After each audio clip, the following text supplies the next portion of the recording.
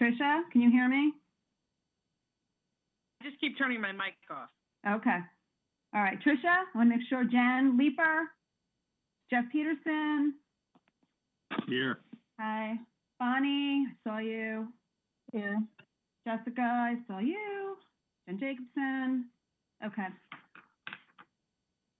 All right. Hi, Ms. Solari, and Ms. Denny, and Mr. Murphy.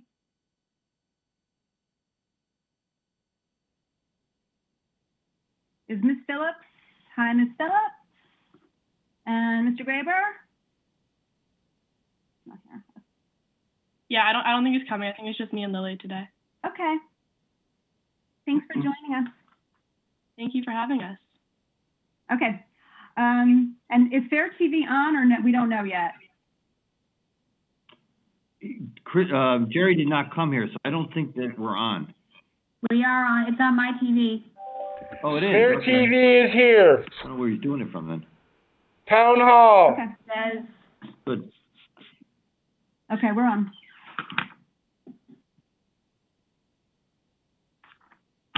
All right, let's get started.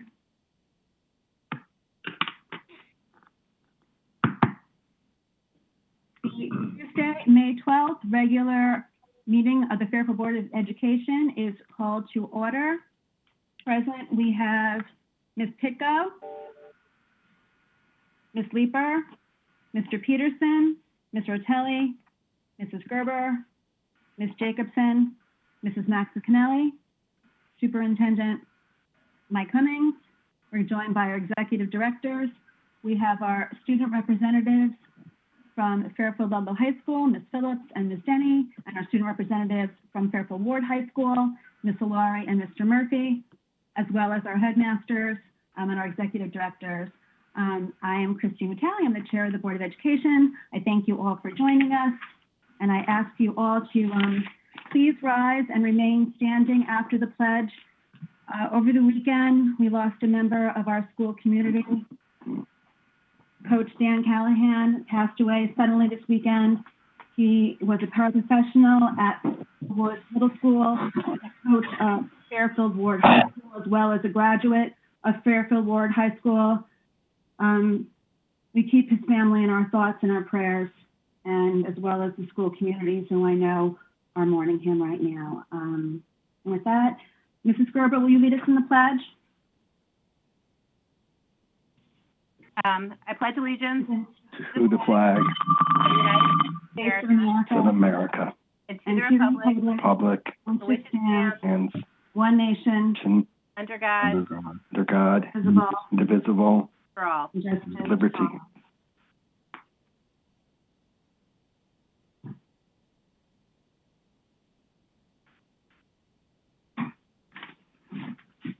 Thank you.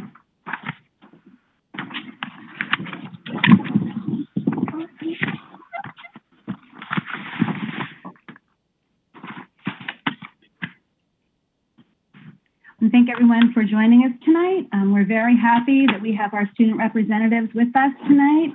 I know that even though we are not in a school building, there's still a lot going on with our students, and we really are very happy that they're here to join us and just sort of report back on how distance learning is going and how the end of the year is shaping up. So we'll start with Fairfield Ludlow High School.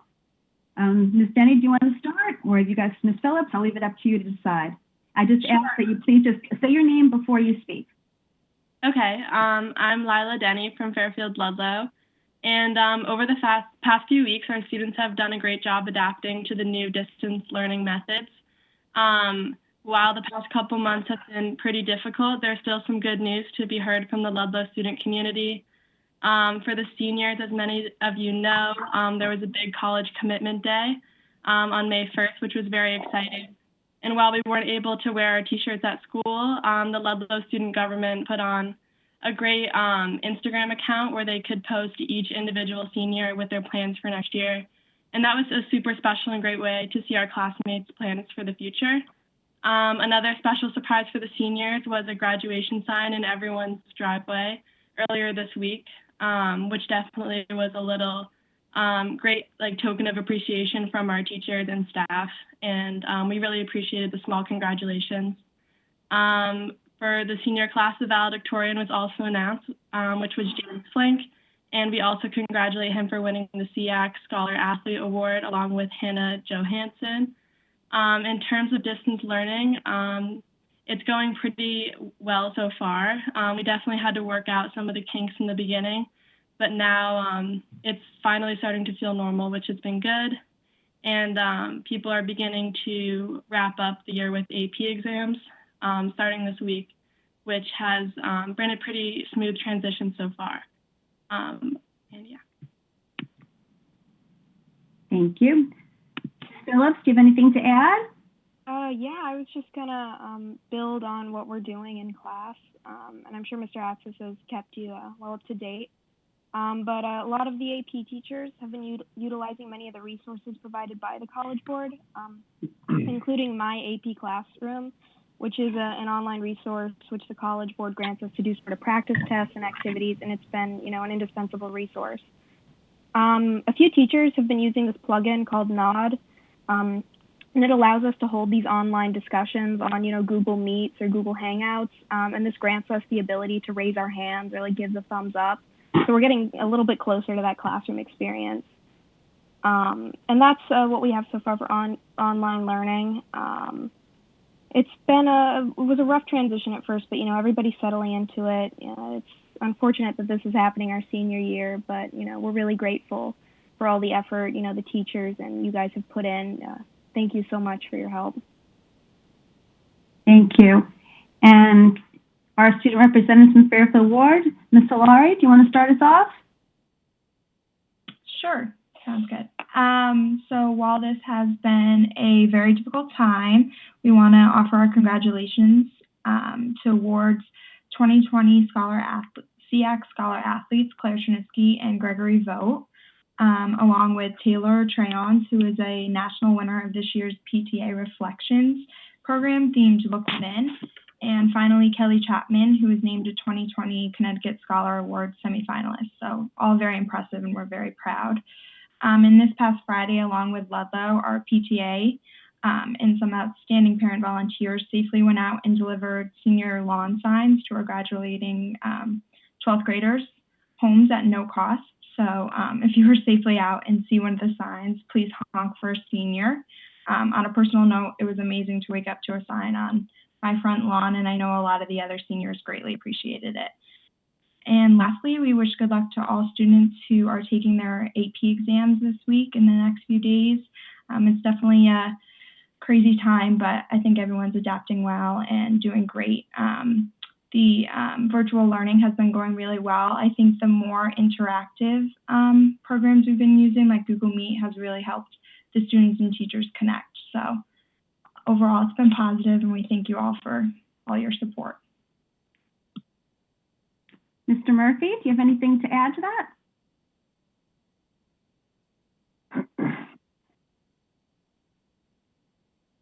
You have to unmute, Mr. Murphy.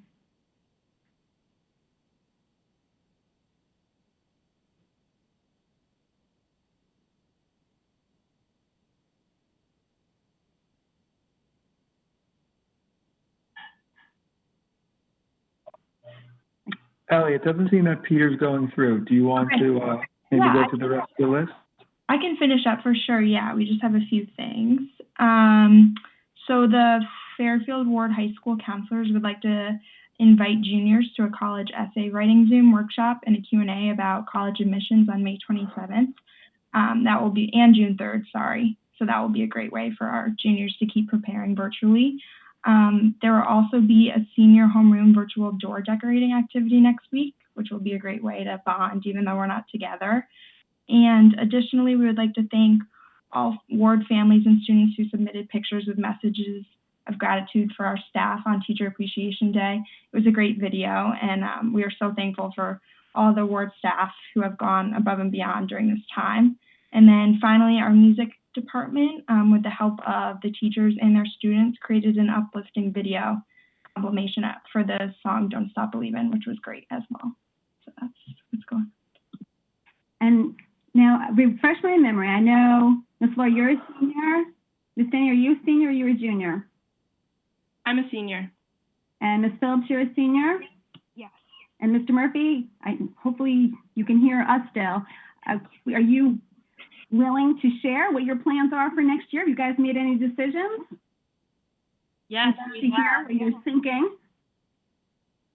Okay, I'll go first. I'm going to be attending the University of Virginia next year, and I'm really excited. So that'll be great.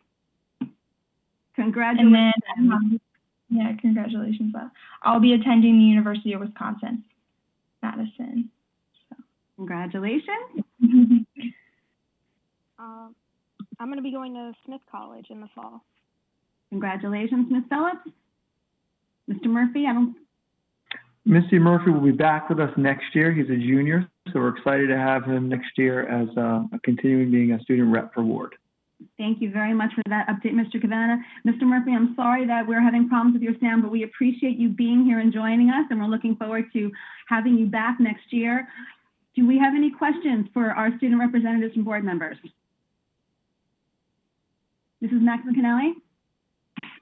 Just one quick thing. I'm hoping that, especially the seniors, that if I'm kind of guessing that as we head into June, at some point they're going to be collecting student feedback, and just want to put out there my plea, because there's no one who can disconnect more quickly than a senior if they're not already in the process of doing so. And just, I think that the senior feedback will be absolutely invaluable as we deal with the uncertainty of next school year. So anything that you can do to help encourage your peers to give that feedback, I'm sure the headmasters and the whole school community would appreciate it.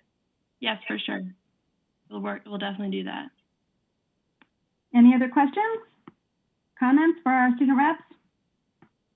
Okay, seeing none. Thank you all for coming and joining us, and congratulations. We're so excited for you. I think I speak for all of us, that there's nothing more exciting to hear our seniors going on to that next step, wherever that may be taking them, and having such a bright future ahead of you all. So thank you for all the work you've been doing through this very difficult time, and good luck for the next few weeks. I hope that you are managing to have some fun, even while you're safely social distancing. And we look forward to hopefully hearing from you again in an upcoming meeting if you'd like to join us again. If not, if you're busy with other things, we understand. But we appreciate your service to this board, and you've been a welcome addition, and definitely hearing from you is a bright point of all of our meetings. You are welcome to stay with us for the rest of this meeting, or if you have APs or other plans tonight, you're also welcome to sign off. Thank you so much. Thank you so much. Thank you. Thank you. All right, moving on to public comment. Given this format, we are not able to take live public comment. We do invite the public to email their public comment during the meeting to publiccomment@fairfieldschools.org. We'll be taking public comment on agenda items only. There is also a public comment form that can be found on the Board of Ed website that you can submit your public comments through that form as well. The board will read them, and they will be included with our meeting minutes. Again, it is public comment on items that appear on this agenda only. I apologize that we can't engage the public directly in the call, but we do hope to hear from the public, and we still welcome your feedback. So just take a moment and shoot us an email. Moving on to old business, a budget update. As everybody knows, the Board of Finance passed their budget last night. The Board of Education budget was further reduced. But coupled with that, there was also a further discussion on setting up a non-lapsing account for any surplus funds that we have at the end of this school year to help offset budget reductions, as well as any unanticipated expenses that we might incur due to COVID-19. Mr. Cummings, do you have anything to add right now? Any opening statements for the budget that you'd like to share with the board? Sure. Just really quickly, Mike Cummings, Superintendent.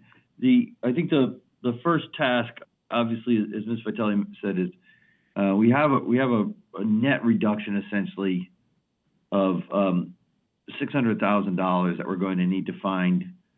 There's a lot of other pass-throughs in a sense of the budget that we can talk about, but we are going to have to identify $600,000 in reductions, and we have begun that work to bring possibilities to the board for their consideration after the budget is voted on by the RTM on June 1st. So we've begun that work. We've been doing that work.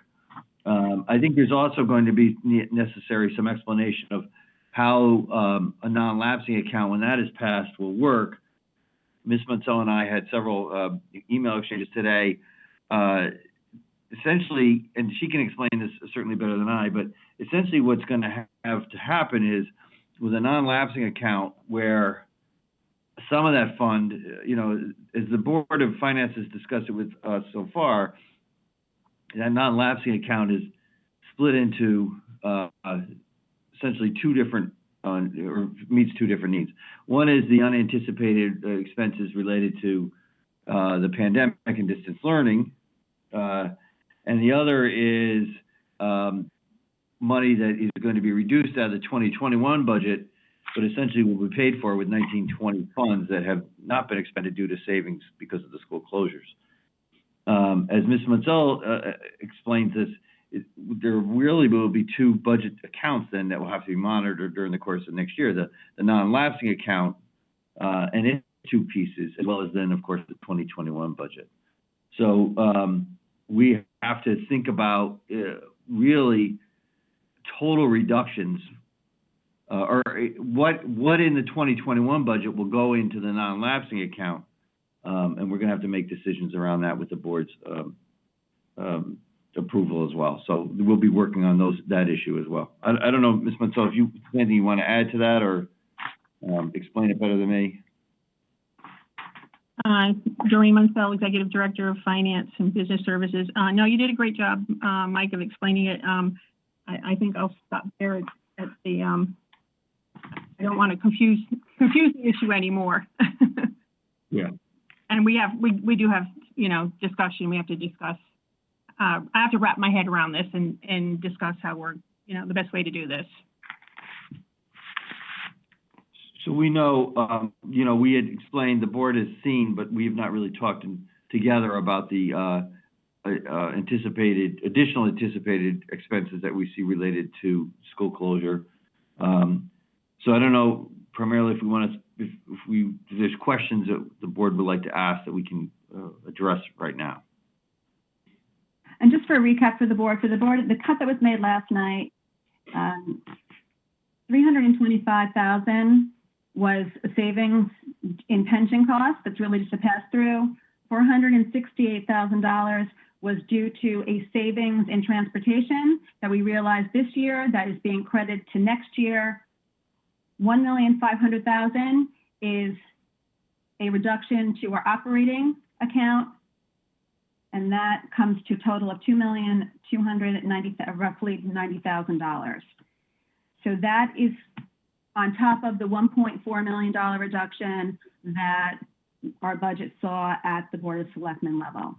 We go to the RTM tomorrow for our presentation, and as Mr. Cummings said and Ms. Mansell confirmed, we're looking about a $600,000 hole right now that we need to look for funding that would not be covered by the funds that will hopefully be going into a non-lapsing account. And with that, I will bring it to the board for questions.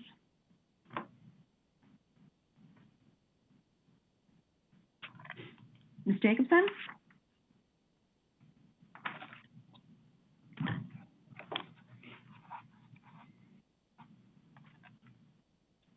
Ms. Jacobson, we can't hear you. Can you unmute?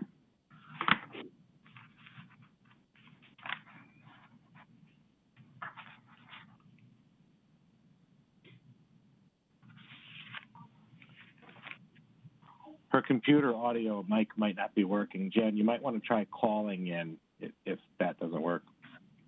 All right.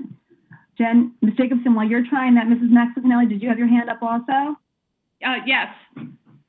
And to Mrs. Jacobson, even if you call one of us and we hold you up to our microphone as another option? I didn't think you could call in and be heard for this. You could only call in and listen, but if she wants to do that, that would be another option.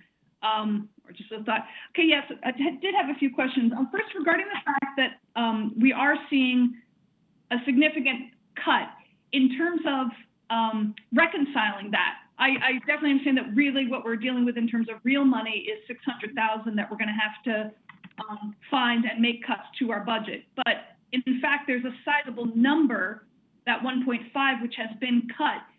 Does that get reconciled in the books by now? We're going to have in a revenue line, which is represented by the non-lapsing account. How does that work for reconciling? And I'm not sure who I'm directing that. Ms. Munsell, who would answer that? The non-lapsing account is going to be a separate fund, kind of like all our grants, you know, our Title I grants, and all. It's going to be completely separate. So it'll be funding that, you know, whatever the amount is at the end of the year, that'll be the budget, the total budget in that fund for the following year. So we do have to, and we need to discuss this as the executive directors first, I think, to see what would work best. We still have to subtract that amount from the board budget, and how best to do that is what we need to figure out. You know, one thing that when this occurred to me this morning, I thought, how in the world are we going to do this? Do we have to identify everything? One way is to do something similar to how we budget for turnover and retirees, where we just put a negative number in there. So the total budget line item, you know, final bottom line is reconciled, is the correct number, but the individual lines aren't. That would be very hard to track. These are just things we have to figure out what would work best. Right, well, and that's where I actually thought what you started with was what we were gonna possibly arrive at, which is we do have that revenue page where we list those grants. So the numbers can't be balanced by simply listing it in those income, on those income lines on that grants page in the book. That doesn't work? Well, it will be. It will become a line in the budget book as a separate grant. And if you remember that now we're required to report on a quarterly basis those funds also, where we used to just do quarterly reports for the Board of Ed budget. Now, that new report that we started doing this year includes all our grants. So it would be included in there. Right, but therefore, since that would be an income of whatever, I can't remember what the amount was. I was listening to Board of Finance, but say that was a $1.5 million number. If that's now listed as income, then our budget book as presented, taking out the $600,000, will be balanced. I'm not saying you don't still have a whole separate accounting thing that you need to do for what it's actually being spent on. I'm just wondering if we were going to have to do some internal numbers. So the point is you're already thinking about it, so never mind. Yeah. Second question I had was regarding the pension.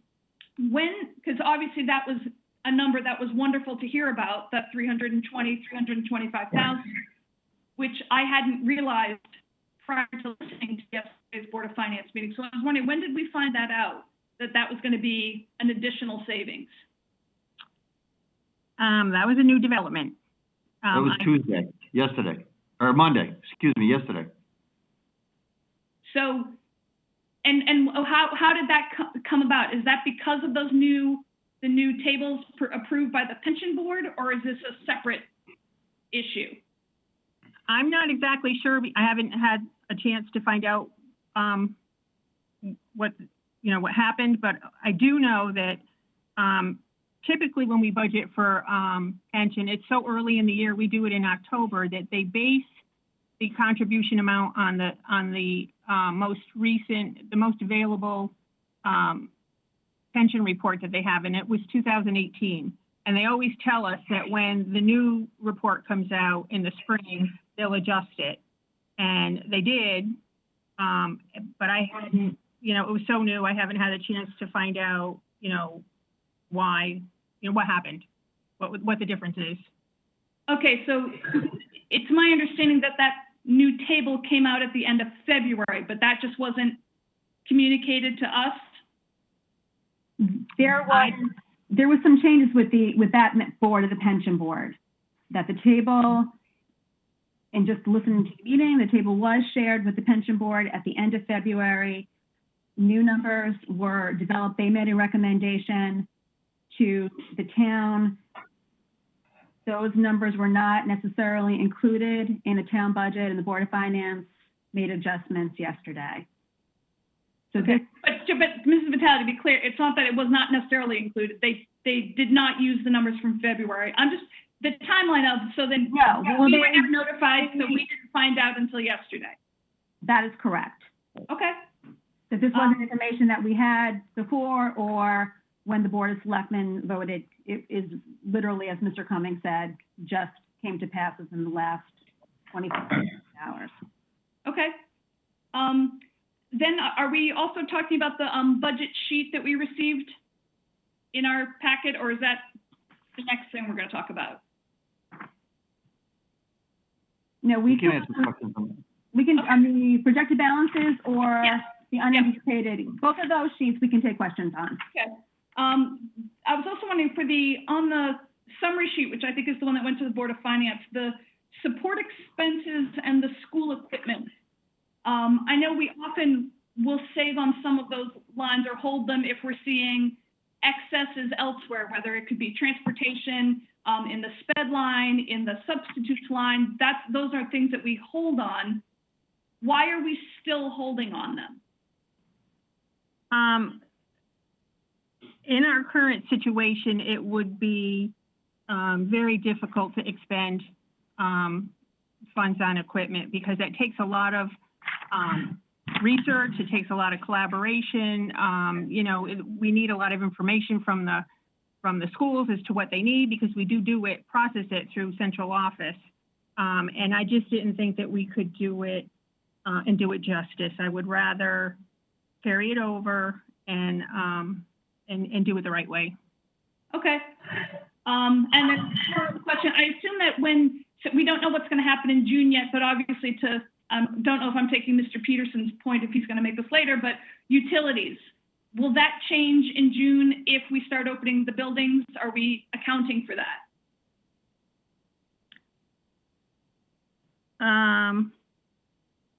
Well, we haven't counted on opening them in June. The school, if we do have summer school, it would be in July, be another fiscal year. So Okay. we didn't count on any additional cost due to opening a building. Okay, thank you. Mm-hmm. Does anybody else have questions on the projected balances? Why don't we just address questions on that sheet first? Okay, all right, seeing none, why don't we go on to the anticipated additional expenses in response to COVID-19 distance learning? Any questions on this sheet?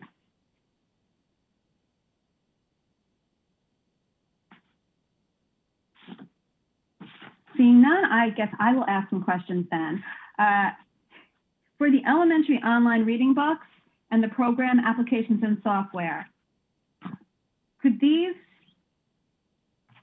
online resources be put to use in this school year? Is there a need for them now? And is this something that we should just be thinking about not holding off on then? The program applications and software, those right now are products that we're not paying for. I think you're aware the vendors basically freely distributed their applications since March, with hopes that people would begin to use them and then fall in love with them and want to keep them and then pay for them. So right now we're not paying for these things like Screencastify and others. The elementary online reading books is something we could, depending on how quickly we could turn it around, but we could put that into place now. That is a need right now. As I explained to the Board of Finance, we really had hoped, Mrs. Holcomb was working on a whole distribution plan of classroom library books, But because of the concern with passing on printed material and the possibility of germ transfer, that just had to be stopped. So this is something that if we have the funding, we can move on now. Does anybody have any thoughts or questions about that? I mean, my own personal opinion is that if we thought that we were going to try to get hard copy books to students, and due to concerns about passing on the virus, that we can't do that, and if we can provide online resources, my suggestion would be to try to put that in motion now, especially since the Board of Finances pretty much gave us their support in using these funds for educational purposes. I mean, of course, I leave it to your discretion, but just as direction, I think that we should be looking at this list and knowing that we're going to be moving forward with this non-lapsing account, think about if there's something that we should be doing sooner rather than later, especially since we don't know what summer's going to look like or what fall is going to look like. And we do have some, the money right now to move some of this stuff forward. Ms. Jacobson, followed by Ms. Rotelli. We still can't hear you, Ms. Jacobson. Ms. Jacobson, can you type in your question into the chat and I will read it? Feature on the side.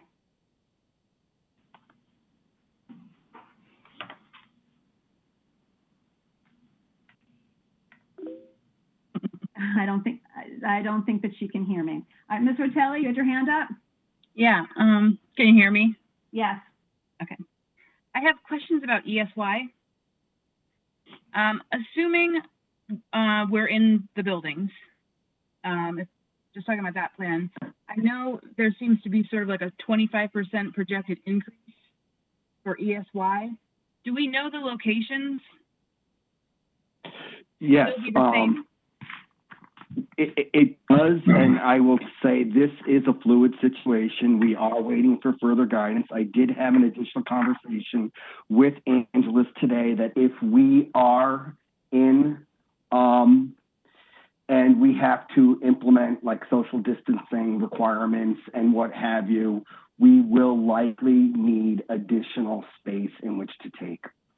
So we're looking at buildings that are AC'd, and we're trying to assign buildings to students and levels accordingly. So we can respect the social distancing guidelines that will likely be put in place if we return, and we will need to expand our spaces.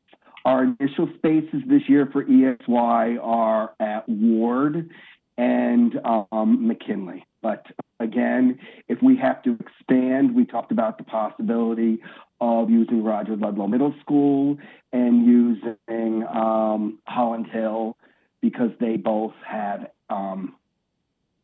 air conditioning, as well as the ECC at Ward, the ECC at Stratfield, and alternate sites with AC depending on the number of students who attend. Yeah, that was what I was thinking about, because I know the space was already going to be tight for regular ESY at Ward ECC. So I just wondered if this was a natural assumption that you'd be opening Stratfield. We're planning on both sites. Both, yeah. Okay. Thank you. Okay, before we move forward with more questions on summer programming, does anybody else have any questions on the budget?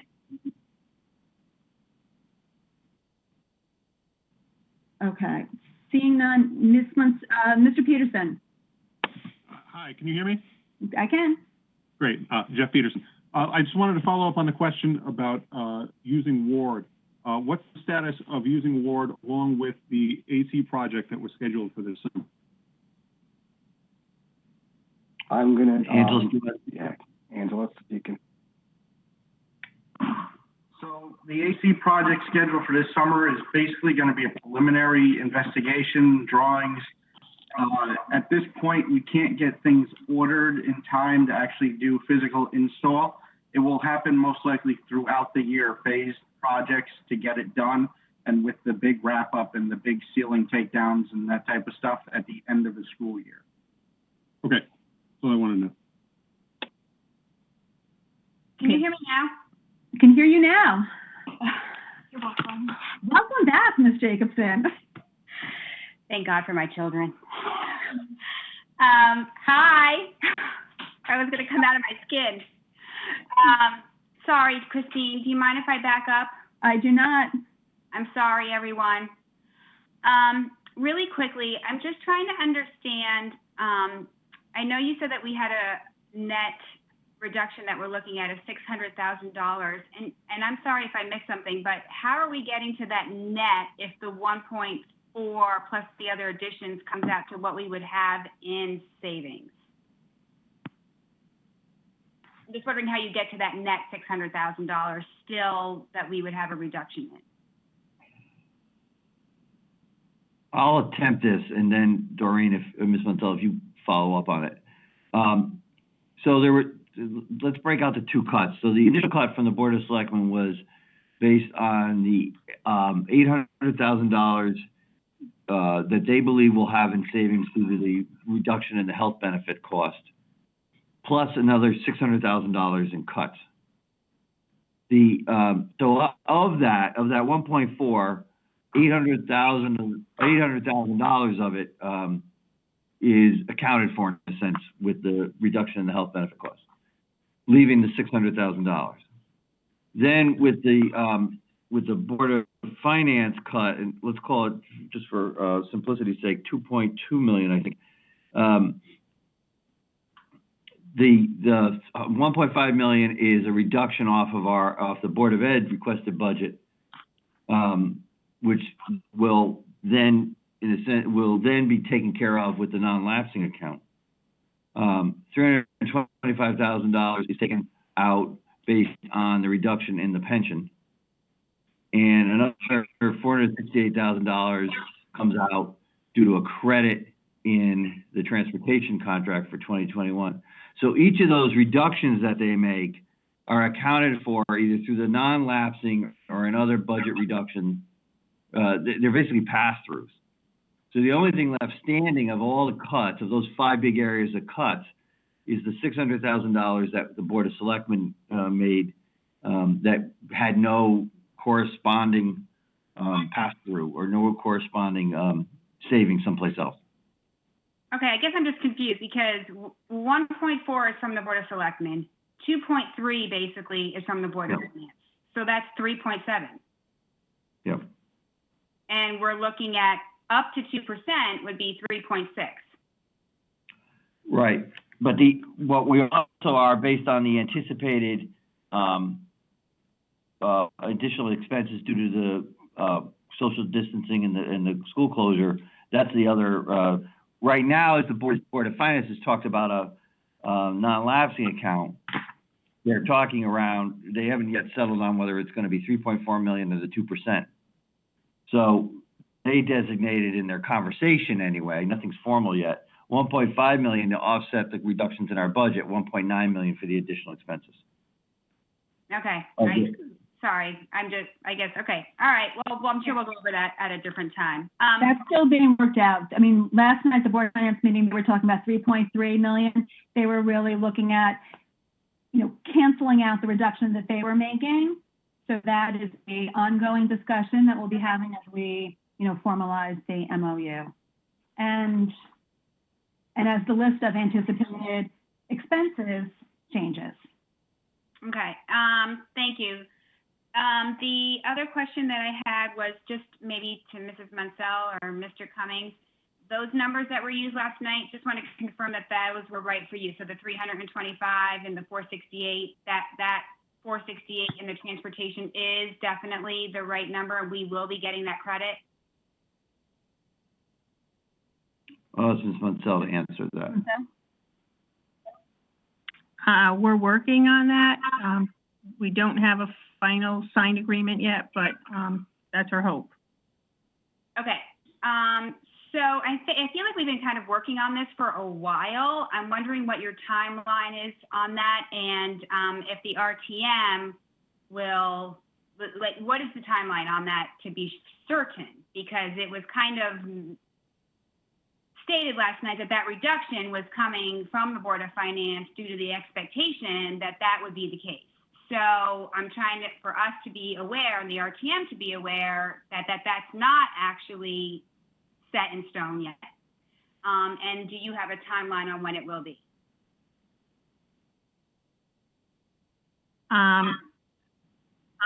Colleen, do you want to take that? I don't know the answer to that. Can you share what the holdup is? At this point, it's still a negotiation.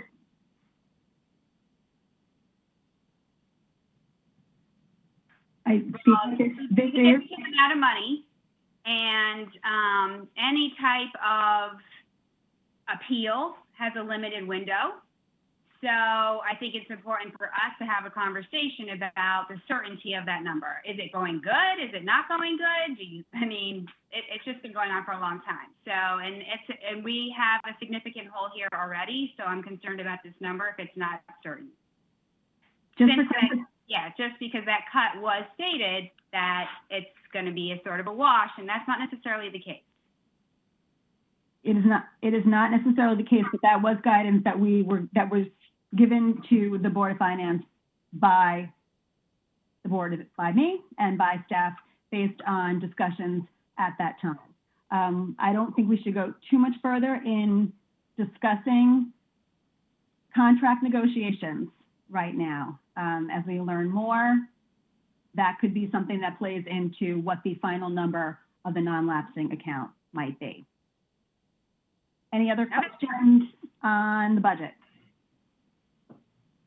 No, but you went over the 1.8 unanticipated costs, and I'm sorry if I missed when you were talking about that. I was trying to connect. Did you talk about possibly, I know you were talking about what may be able to be done now, and were we looking at the Chromebooks right now? And I'm sorry if you already talked about that.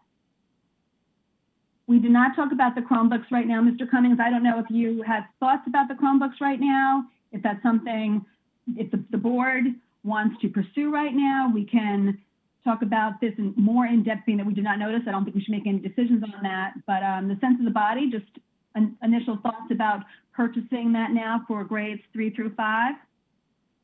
We'll definitely take some feedback from the board and from staff on that.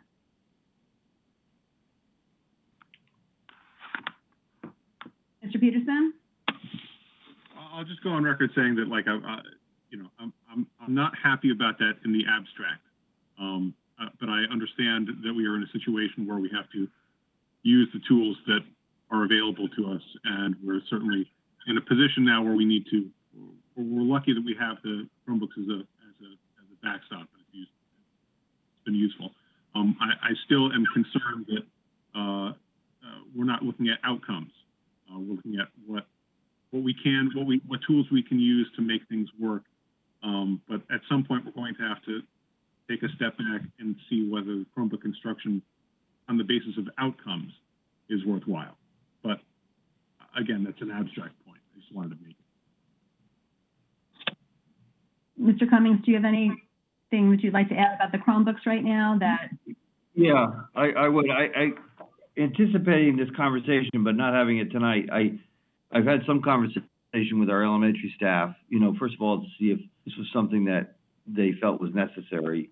And to Mr. Peterson's point, thinking of it beyond just the need for distance learning, had we made progress in our instructional approaches over the past couple months that elementary teachers, grades 3 through 5, would put the Chromebook to use. I think Mr. Peterson's concern is rightfully placed on how this impacts outcomes.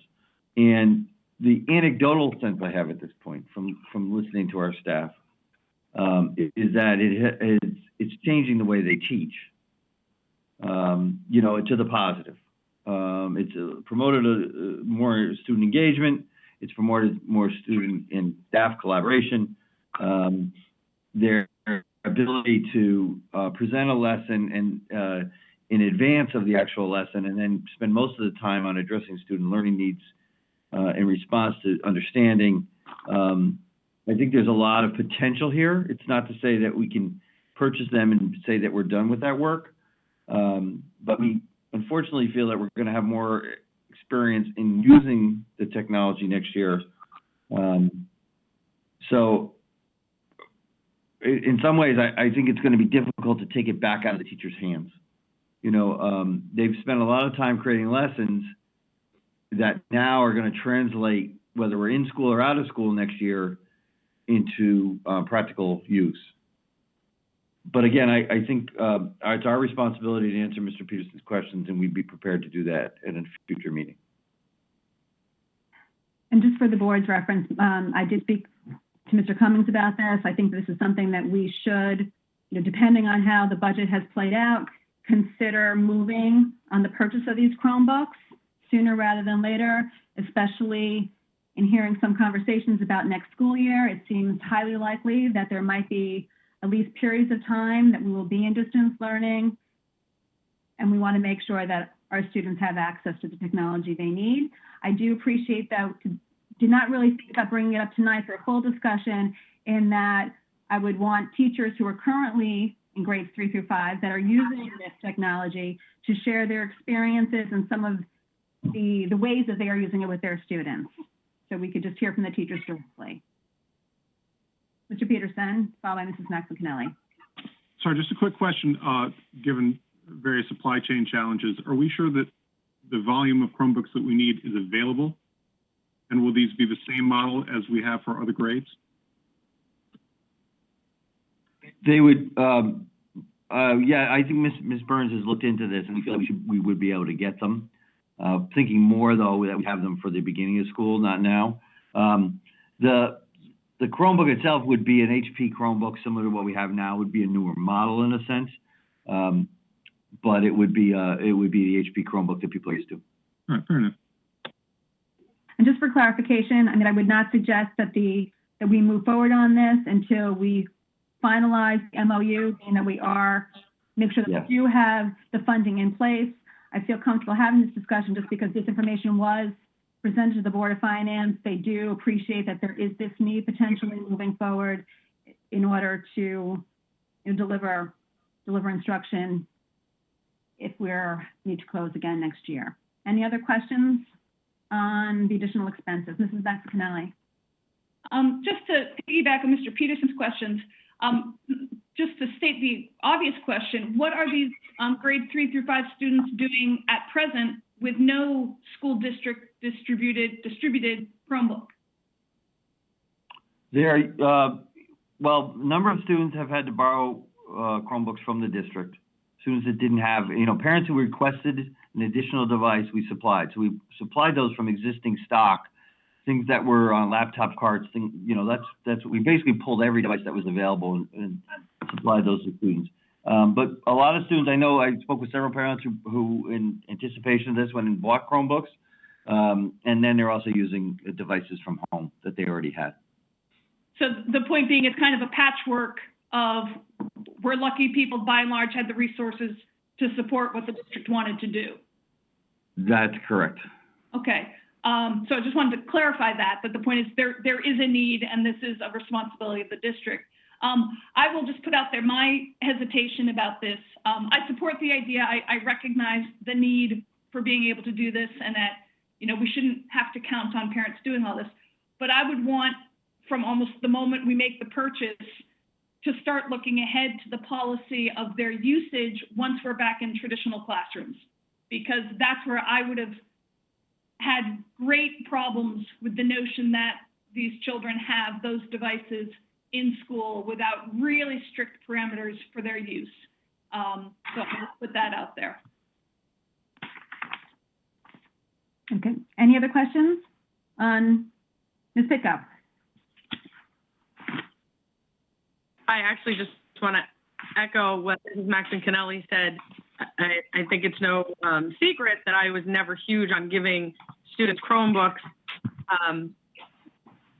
But the idea that we just couldn't go forward unless we have them to, you know, to take them home. I'm more concerned once we come back to school, how they'll be used and everything. So once again, I echo what she says.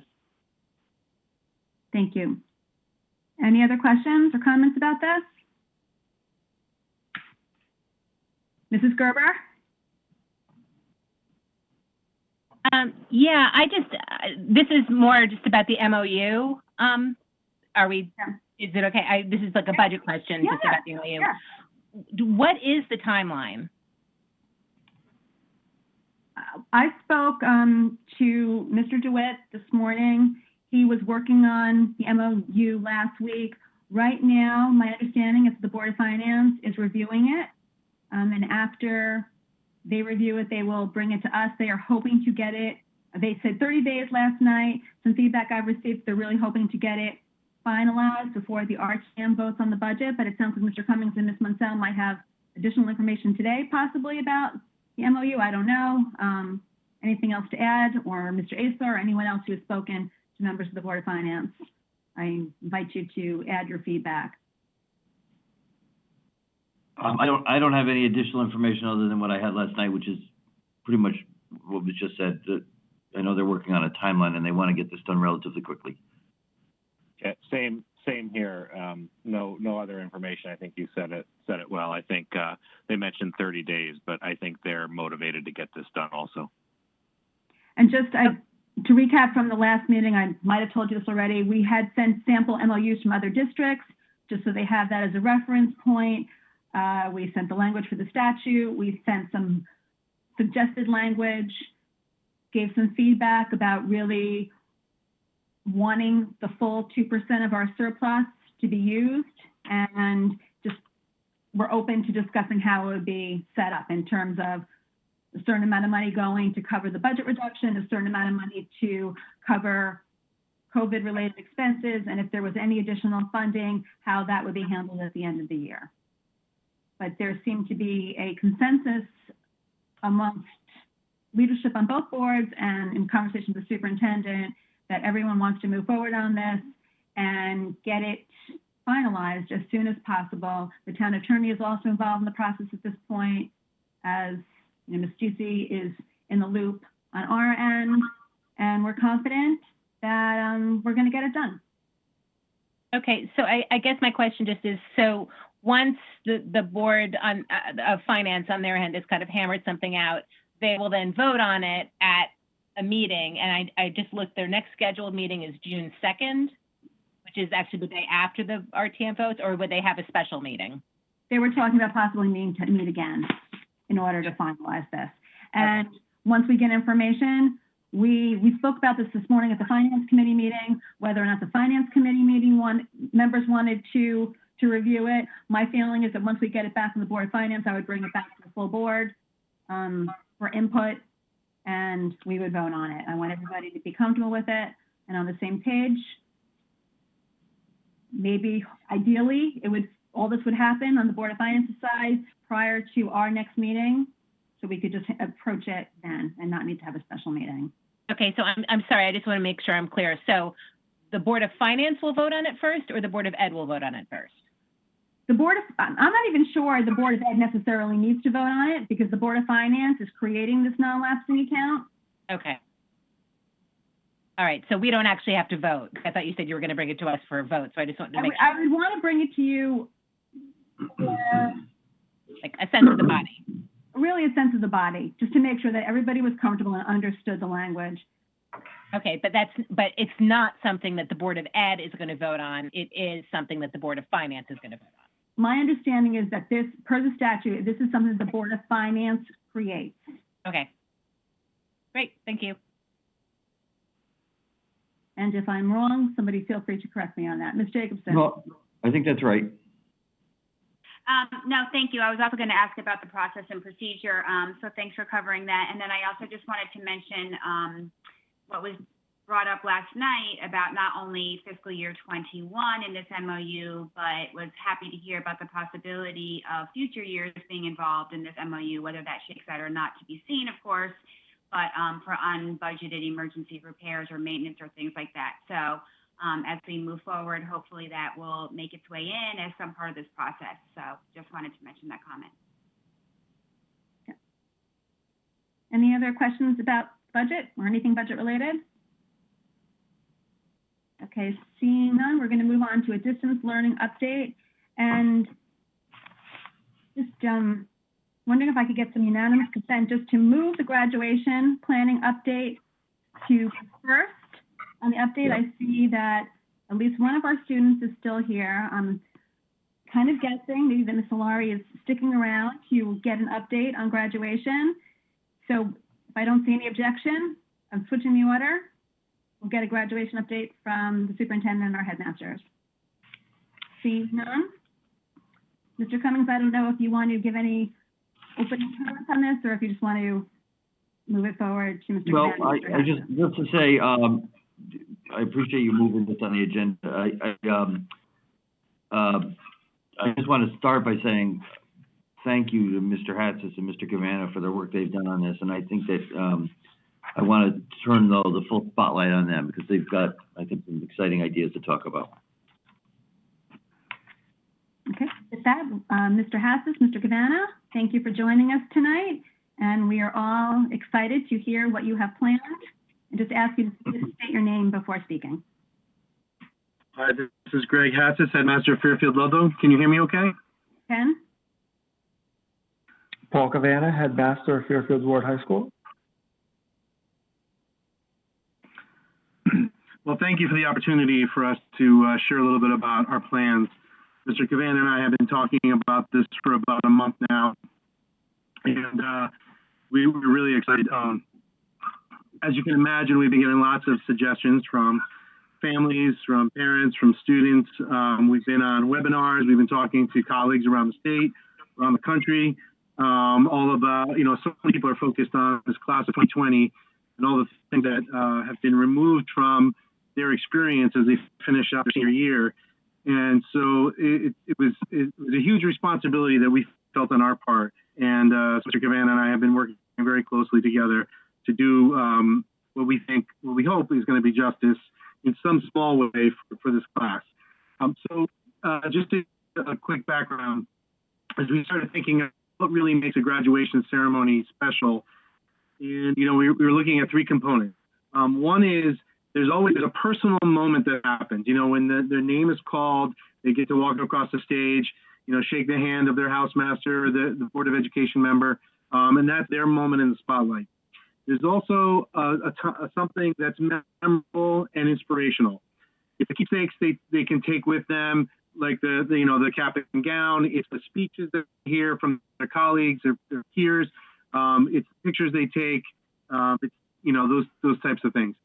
Then the third part is being a part of a collective, something that's bigger than just them. They're part of the class of 2020. It's the procession into the area in which they graduate, whether it's the Courtyard at Ward or Taft Field at Ludlow. It's the throwing of the caps. You're part of something big. And I think one of the hard things about these times that we're in and trying to plan an alternative graduation ceremony is how do you encapsulate all of those things in one event? People talked about a parade where kids would run out and take a picture. That would be so problematic in a lot of ways. Hard to maintain the social distancing guidelines we're getting from the Board of Health and the state. So what we decided to do was to actually come up with a three-phase approach in a way that we can capture each of these aspects of graduation that are important. So phase one is going to be an opportunity for the students from both schools to come to their school to take a picture. Each school will set up an area for the senior to come. We've already ordered their caps and gowns. We're going to have them, hopefully get those, in the near future. And then they can come with their families. Social distancing rules applied. We'll have a setup where they can take pictures, have that personal moment that is really so important, and the memories that they can take forward with them. Phase two will be a video where we will have every student's senior portrait come up with their name. We'll have their names read, so it'll be like replicating that moment where the names are read in the ceremony. we'll have an opportunity to include the speeches of the valedictorian and salutatorian, and that video will be their keepsake. They will be able to look back at their colleagues and see them all with something that will last a long time. So the third phase would be that collective moment. And one thing I know I've learned in working in Fairfield for so many years now is that Fairfield loves a parade. And unfortunately, since the Memorial Day parade is closed or canceled, we thought maybe Ludlow Ward can maybe give back to the community a parade. And so I don't know if many of you have done this, but I know I and my family have been participating in these birthday caravans for the friends of my children. So we thought, what better way? Let's have a massive graduation caravan in our cars. So we'll designate a time. We'll have all of the graduates line up in their cars. Hopefully, a family member will drive, and they get to be in the passenger seat, the front passenger seat, sort of the guest of honor. They can pack their family members into the car. They can decorate their cars just like they would decorate their mortarboards. They would have, they could spray paint their nicknames and their colleges or their plans for next year on the sides of their car. They could do all those fun things. And then we would have them coordinated with the Fairfield Police Department, the Fire Department, the town, the Board of Health. We would create a parade route. And we were envisioning if we could, in each of the school's neighborhoods, maybe, go through some of the elementary feeder school neighborhoods where, you may have kids that graduated already. You may have kids in elementary school that will be going to that high school. You may be an alumnus of that particular school and still live in the neighborhood. And you would still be able to, put out your chairs on the parade route and cheer for the graduates as they go by, sort of at a townwide celebration. And it could be really exciting. The parade would end up on the school campus, and they could drive through the school campus one more time. And then we'd have a chance for all the faculty to be lined up like in a colonnade so that as the graduates come through, they could all, see their teachers. And then, we'd finish it off. We would hand them the diploma envelope so that, they could, it's like the same thing that they do on the stage during the ceremony as well. So we see this as a townwide celebration. It's a great time, obviously, for the kids who are graduating. All right, it's a meaningful moment in their lives. It's a meaningful moment for their families, and they get to participate in it. And if your family's too big, or you're invited, if you have other relatives that are staying with you, they can be on the parade route to see you go by. And then, but also, that's the thing about graduation. The town itself invests so much in the education system that we really believe that graduation is as much for the town of Fairfield as it is for the families and the students as well. So this gives them a chance to participate. So that's the general outline. We've been working with the town officials to plan all this out. We've gotten some preliminary approvals to move forward. And Mr. Cavan and I had a meeting today to start the groundwork, getting students and parents involved in their feedback and their ideas to enhance each of these phases, if you will. So that's the general sense of what we are planning for graduation. Mr. Cavan, do you have anything to add to that? Or did Mr. Hatz pretty much do the job? He did a great job. We've been working very closely together, and I appreciate his friendship and collaboration. And listen, we know that no one wants just a virtual graduation. They want an opportunity to connect. And we're just trying to do that in a safe manner, and hopefully, give our seniors the best send-off as possible, in this unique moment in time. Well, thank you for the work that you've done on this, and it's exciting to think of this celebration coming to fruition. I'm going to bring it to the board for any questions or comments. Ms. Jacobson? Hi, thanks so much for walking us through all that. I just have a quick question because I know it's going to come up. I know that there was a survey that went out, and one of the possibilities was a later in the summer in-person possibility, or broken up into different groups or houses or things like that. Is that obviously that's not a possibility according to what you just laid out, but can you just walk through, just for the public's sake, how that was determined to not be a feasibility, to be waiting till later in the summer to have something more traditional in nature? Thank you. Sure. When we first sent out the survey, obviously we knew a lot less than we do now. The end of school was still May 20th. Or at least the return date to school was still May 20th at that time. We were just trying to get a sense of what people were feeling. And also when we were presenting the options, when you do it through a Google form like we did, you have to, in order for people to vote on something, you have to be very specific about what you're providing as an option. What was really hard to explain to people is that, okay, what we know is that just a virtual graduation was not going to work. Okay, and that was clear.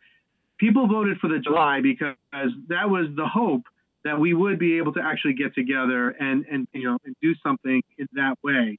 But what we also knew is that there was a chance that we would not be able to. I mean, when we do a graduation at Ludlow, and Ward Beach, we have over 2,500 people come to, basically a small area. And it was as time went on, we realized that there was no way we were going to be able to do that. Would we be able to do a socially distanced graduation where kids are standing or sitting 6 feet apart on the football field? Maybe. I'm not sure that's capable in the courtyard. They probably have to find a new location at Ward. I don't want to speak for Paul.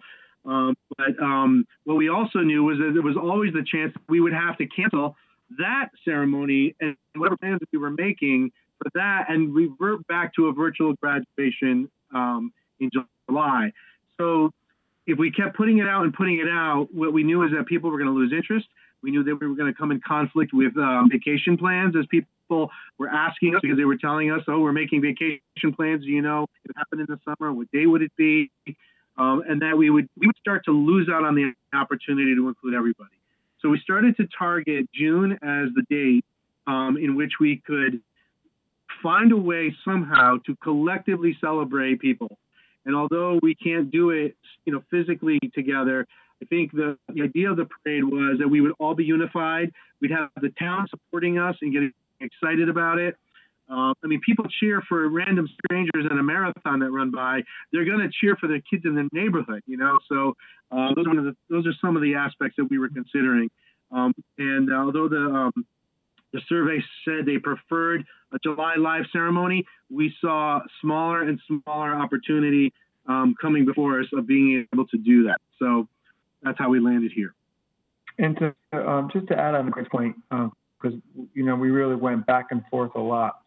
Our seniors need some closure too, and the worst thing would be was to extend the date and then be in a worse circumstance than we are currently. Because hopefully moving into phase 2 increases the gathering size.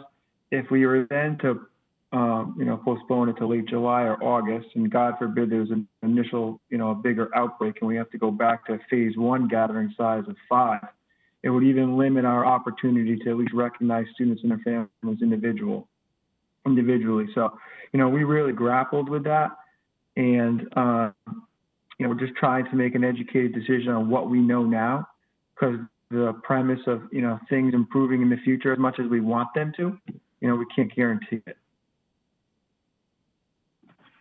Yeah, the bottom line is that we can plan for what we know and get everybody rallied and excited about it, or we can plan for the unknown and who knows what will happen. And so that we wanted to take a sure bet. These seniors deserve it. Any other questions? Mrs. Max-Canelli. And thank you. First of all, I just want to say how much I appreciated the thought that went into the 3 aspects of the graduation. That just, to me, is so typical of what we bring to our curriculum and to the kind of planning in Fairfield, and that you broke that down into the personal moment, the inspiration, the collective. I appreciate the thought that went into that. I did have a question, though, about why it couldn't work to have Ludlow on the football field, to have Ward on its football field, and even if it were with zero family, that instead it got broadcast live on FairTV, which is allowed to cover graduations. I guess I'm unclear on still why that can't work. So I think it's a lot to the gathering limit is being capped that's being put on by the state of Connecticut, and then will be observed obviously by the Fairfield, public schools. It's what's that number, right? If the gathering number is 10 or 50, that's not even close to what we can do even by house. So I think that's where we're really struggling with. It's not that that number is outlined in something that we can feasibly plan for. I want to add to that.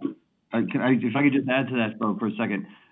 When the headmasters and I had this initial conversation, and I reached out for bringing it to you, we wanted to make sure that we had some green lights from the town. And, we reached out to the chiefs of police and the fire, the first select woman, and also to Sans Cleary, the director of the health department. Sans' only real concern was the point of contact and how that would look when we arrived, when graduates essentially arrived at the school. Because given that timeline, he was just how many people were going to be around the car, how many people were going to be in the car. The point that Mr. Cavanna and Mr. Hatzis are making about trying to do something on the football field sounds very remote at this point. I think, as Mr. Hatzis said, increasingly unlikely that was going to be able to happen. So the need to go forward with something definitive and to plan for it, particularly given the relative quickness with which this event will be taking place and the magnitude of it, made us say we better move forward now in that planning. So that's really why it was what we can do, and as opposed to what we might be able to do, but increasingly unlikely that we would be able to do. So just can I just add one more thing too? Sorry. So the other thing that was on our minds was that just part of what we do, which is hard sometimes, is to protect the kids from themselves.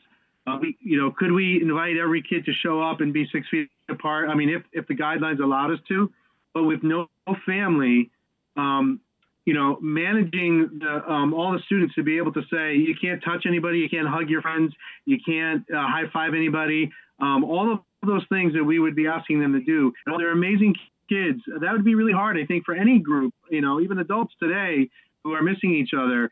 So that, that there's a potential there of danger and health risk. But look, I think one thing that we are very cognizant of is that we want to get the kids together as soon as we can. And we already have plans in the works. I've talked to the senior class, I know Mr. Cavanna has as well, about some events in the fall that we can capitalize on. We both have Alumni Day that we could maybe extend into something bigger.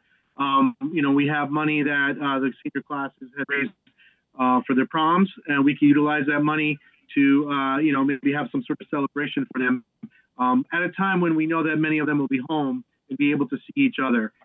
So we still, this doesn't end on June 17th for the class of 2020. We will be considering ways to honor them and have them be able to be together again in the future.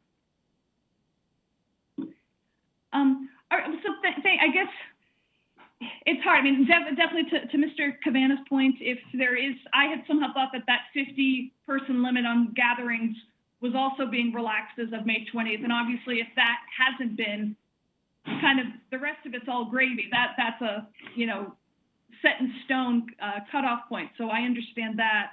I can't help, and it's easy for me to do. I'm not the one doing the planning. I can't help but wish for that it could happen. Just sort of set the end goal. We want to bring them together. We want to do it with the distancing, family absent, and figure out how to work out everything else. Because no matter what you do, it's going to be incredibly time consuming, and I'm sure with a tremendous attention to detail. And so in advance, I thank you for what you're about to do and what you already have done. I'm sad about it. I'm just, this is what these kids have waited 13 years for. Their families have. That's what they came here for. And so there is that part of me that is just wishes we could find a way. On on a different note, I was wondering, I don't know if using that as a model, all of the groundwork that Mr. Hatzis and Cabana have done, but to you, Mr. Cummings, are we thinking of any kind of microcosm of that when it comes to the 5th and 8th grade? I think that, well, right now, the 8th grade plan is more, and this is early in the planning, and nothing's really been decided yet. I want to say that what I've told the principals at the other levels is everything takes a back seat to the high schools. We have to our full respect has to be given to the needs of the high school seniors. This is their last opportunity. And dependent on how the planning for these parades progress, with the town officials and how that's going to work, parade routes, things like that. Once we have dates set, then we can start to more formally set in stone what the other levels will do. I think there are going to be concerns. I think the middle school plan right now is perhaps more for something at the school location. They're still working that out. The elementary plan, I am not so sure of. I think there's been some conversation about similar parades, but I think the danger we start to run into is, if we have 11, at the smallest, our elementary school, 5th grades are 45, 50 kids. If we have 11 different parades running around town with that many cars, we're going to tick somebody off. So I think we just have to, we're going to have to think that out a little bit, and how that might look. And if it takes more of a model of, say, the middle school approach, and what that's allowed. So this is still in process. Do you want to add also, I think for the 5th graders and the 8th graders, thankfully they will still be in school. And as their school communities, there is a possibility of having a graduation in August or right before school starts. Those kids can get together prior to making their transition to their nearest school. And I think, Mrs. McNeil, I think that everybody wishes that these kids could physically be together. This is not ideal. And just in hearing some of the feedback from the Department of Health, there's even concerns about this plan. We all know that, high schoolers, understandably so, want to celebrate, and they want to celebrate with their friends. And I think that even if you socially distance by house, and they're very good 6 feet going in, I imagine it might be a little bit challenging after they get that diploma to keep 300 or 100 or 75 kids just apart from each other and not wanting to hug your friend or take a picture with your friend or be with your family. And while we all want that, I do appreciate the work that has gone in by the headmasters and the staff of trying to have something special for these kids, and it not just being a virtual ceremony, and trying to find a way to recognize them and enable those people in the community that don't even have kids in high school, but seem to be wanting to do something. This will provide an opportunity. My question for the headmasters and executive directors is, what can we help in any way? This sounds like a very big undertaking to happen in the next month, with a lot of different moving pieces and a lot of approval, and things are constantly changing.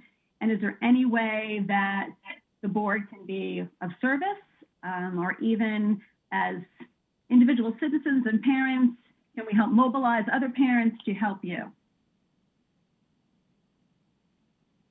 And I will bring that to you, and you can say, well, think about it if you don't have an answer, but I just wanted to put it out there to you. It's obviously a work in progress. We wanted to present this to you first before, make this sort of the public unveiling, if you will, so that you could hear it first as a board, and then we're gonna be more, share some more plans with our students and families over this week, get some feedback, and I think the biggest thing will be to, we can all participate in rallying the town.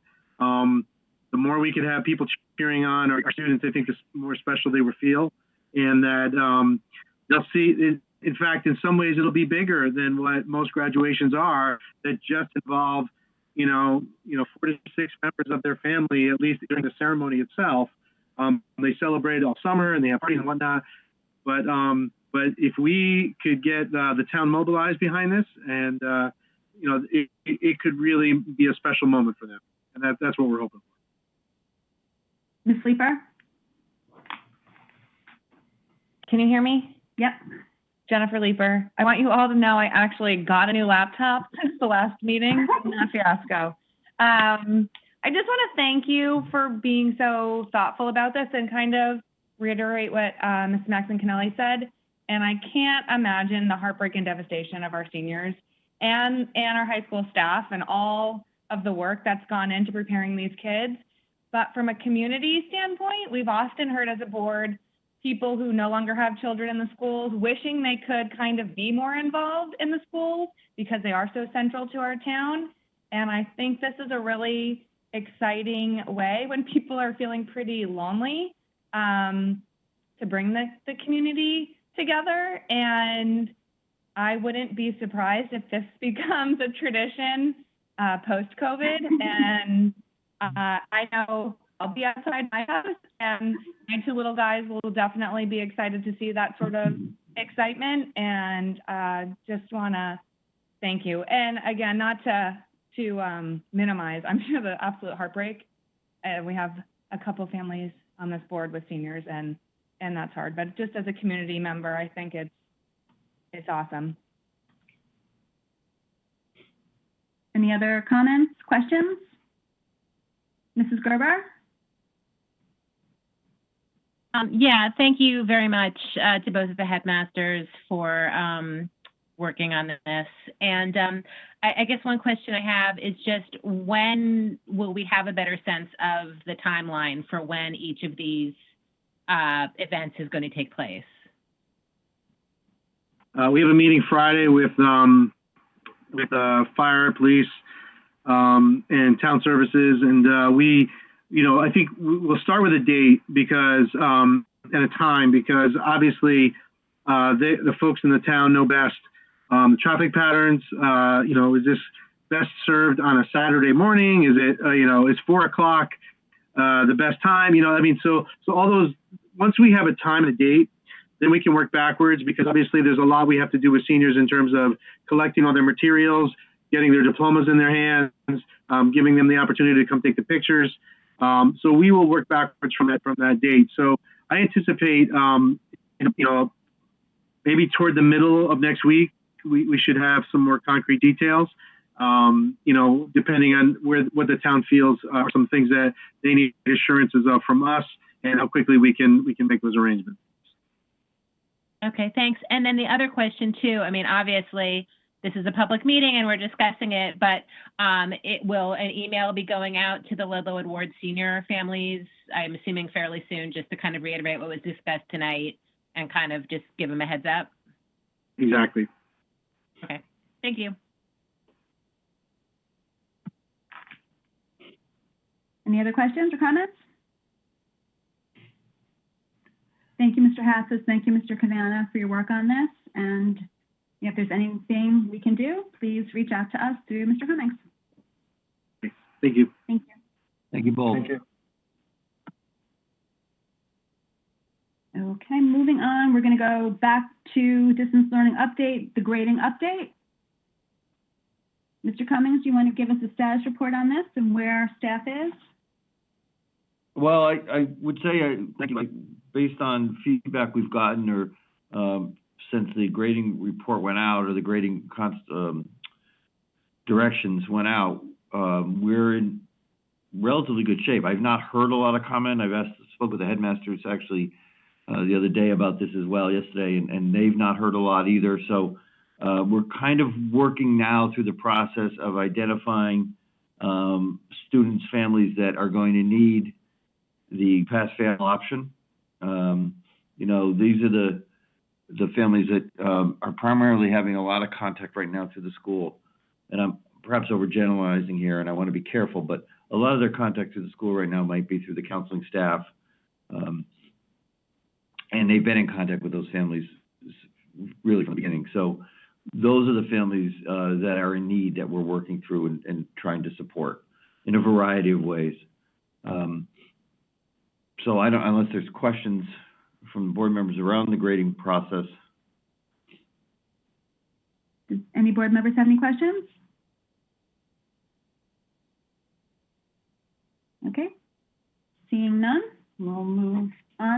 programming update. Mr. Mancusi, you touched a little bit on plans for summer. Is there anything else you would like to add on where you are? I know there's a lot of different scenarios you've been working through. Yes. Hi, this is Rob Mancusi, Executive Director of Special Education. As you know, we're in a fluid situation. We are awaiting further guidance from the state of Connecticut. Hopefully by the end of May, they've reported we will hear something from them. We have met last week with our Fairfield County special education administrators. We have another follow-up meeting with our special education administrators in Fairfield County on Friday with the bureau chief from the State Department. We currently have plans in place. So depending on the guidance, we have a plan that's for implementation for in-district. We have a plan that's a distance learning plan, should we not be able to return to school. And then we have a hybrid plan, which is a combination of in-district and or in person. So again, we've done a lot of work putting those plans together. What plan we're going to implement is to be determined based on guidance that we receive from the State Department of Education. If there's any questions, I'd be happy to answer further questions. Any additional questions on this? Mrs. Maxinelli? Sorry, just one quick question. I was wondering how, sort of different topic, but I was wondering how the PPTs that you're holding now, well, first of all, I hope the guidance from the state was helpful for that rollout. How is that going? And is that likely to also be a moving target of changing what could be happening this summer? I will tell you the PPT guidance, it was, and I think I sent that out to parents, it took 5 or 6 reads to really digest, but it actually is pretty good guidance moving forward. It allows districts to, with agreement with parents, to hold off on PPTs until it's feasible to convene upon opening, and we would just carry over the current goals and objectives. Parents who want PPTs, we've been holding PPTs. In terms of extended school year services, if parents in the district are in agreement with that, we're allowed to amend IEPs, which we have been doing a number of amendments after, being in contact with our families. So I would say overall, that process or that guidance from the state has been very helpful for us. Anything else, Mrs. Maxinelli? Okay, Ms. Pickup? Mr. Mancusi, my question is, given that you're going to have possibly 25% more students, have you started to put out feelers for hiring staff for the summer? We've done our initial, several weeks ago, we did our initial polling of staff. We're in the process of polling our staff now. I will say, as we begin to learn and as this goes on, we are concerned with staffing, but that is why we're doing a second polling, and we did build some money into some projections because there are some positions that are difficult to fill, i.e. speech pathologist for summer. So, sometimes when we have to contract the services, it's more than we have to pay for like our contracted rate in our contracts. So, yes, we are constantly reaching out and looking at staffing based on our projections. Thank you, Mr. Mancusi. Any other questions about summer programming? Okay, seeing none. Any other questions? Mrs. Maxinelli? I apologize. I want to follow up on a question I had asked to you, Mr. Cummings, before. I was wondering if you could speak to the summer year plans for non-special ed related services, whether it's a student looking to move up in math, whether it's other support systems, but what is the summer school situation looking like for regular ed? If I can speak to that, Mr. Cummings, and then you can add if you need to. Yeah, the special ed department is working with overseeing that process as well. We have also, projected an increase in the number of offerings based on the closure. So we're looking to potentially have to offer more classes than in the past with fewer numbers of students to adhere to social distancing guidelines. And we're particularly looking at the number of students who are at risk for not passing a class and offering the opportunity to take a summer school class that they otherwise would not have been afforded in the past. But due to current circumstances, we have projected that we are going to have additional courses to offer. Okay, thank you for that. And I was wondering, you speak about credit recovery. Do you see, either Mr. Mancusi or Mr. Cummings, do you see this having an impact on the Walter Fitzgerald campus?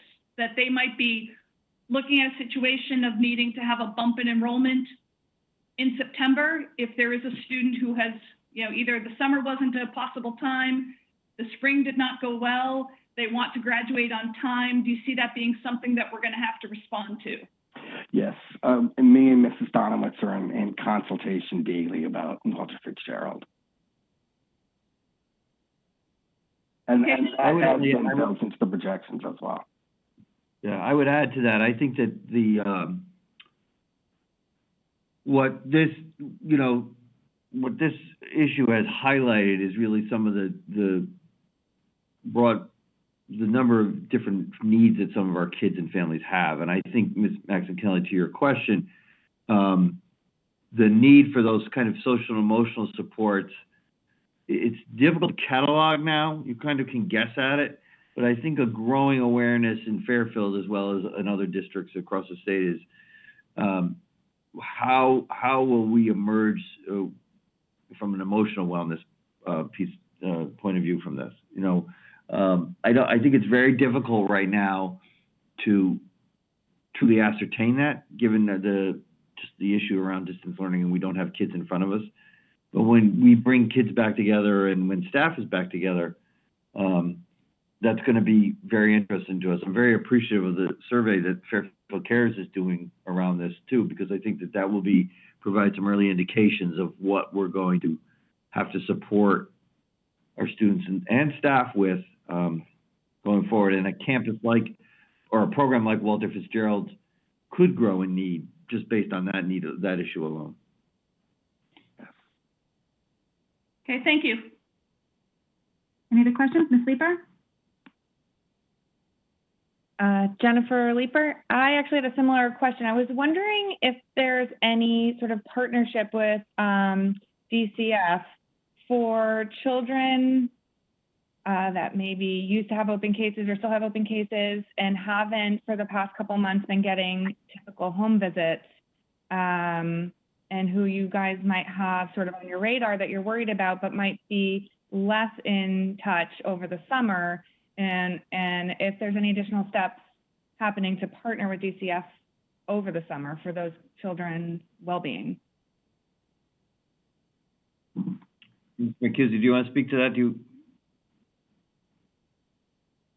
Mr. Mancusi, I think you might still be muted. I'm sorry, I just muted myself.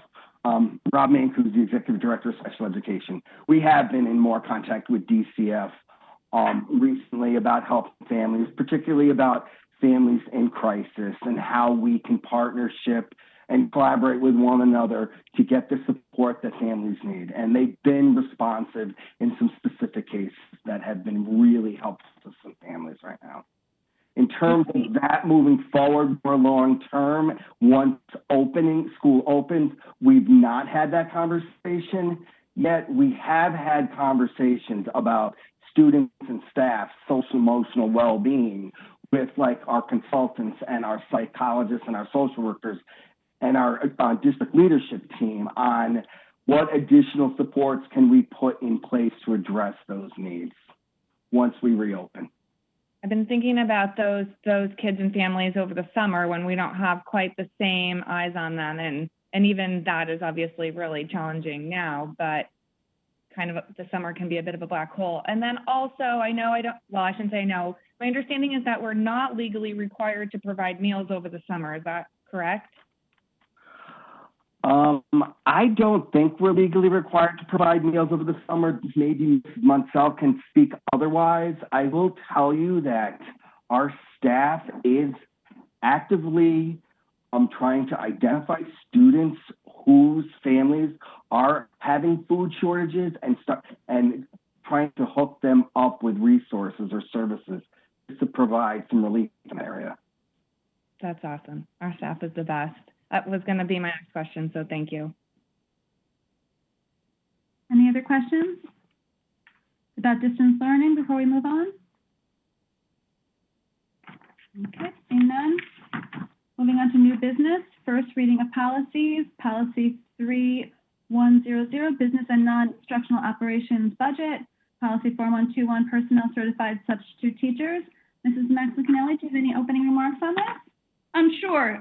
For policy 3100, this stemmed from a discussion in policy. We'd actually started probably over 3 years ago talking about booster clubs, which we've been going back and forth across the line between the idea of a booster club policy and something more broad related to athletics.